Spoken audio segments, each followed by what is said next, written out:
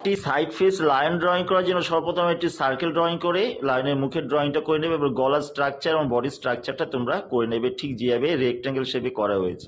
Rectangle shape থেকে 4টে পায়ের drawing করার পর আমি ব্ল্যাক স্কেচ পেন দিয়ে পুরো আঁকাটা রূপ দেবো, তোমরা পেন্সিল দিয়ে ড্রয়িং করবে। সার্কেলের মধ্যে থেকে যে চোখ, নাক এবং মুখ বার করা হচ্ছে সেটা তোমরা করে নেবে, আর গলার শেপের মধ্যে পুরো অংশটাই সিংহের কেশরটা তোমরা করবে।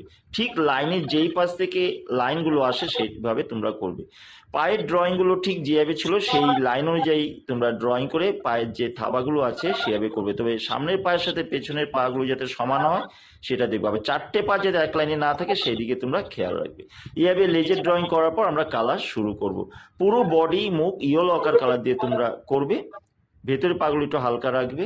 এরপর লাইট ব্রাউন অর্থাৎ বার্ন সাইনা কালারটা দিয়ে হালকা করে ঠিক যেখানে যেখানে আমি শেড দিচ্ছি সেই জায়গাগুলো শেডগুলো তোমরা বার্ন সাইনা বা লাইট ব্রাউন কালার দিয়ে করবে, মুখে চোখের উপরের দিকে করবে। এরপরে কেশরটা ডার্ক ব্রাউন কালার দিয়ে তোমরা কেশরটা করবে, ঠিক কেশরটা যেভাবে আমি করছি ডার্ক ব্রাউন দিয়ে সেভাবে করবে। এরপর ব্ল্যাক কালার দিয়ে এই ডার্ক ব্রাউনের উপর কিছু জায়গায় শেড দিয়ে তোমরা চোখের colour black glass marking border pencil বা ব্ল্যাক কালার, নাকের কালারটা ব্ল্যাক কালার দিয়ে নিচে একটু পেটের নিচে ডার্ক ব্রাউনের শেড দিয়ে জমি একটু হালকা সবুজ দিয়ে আমরা লায়নের ড্রয়িং কমপ্লিট করব।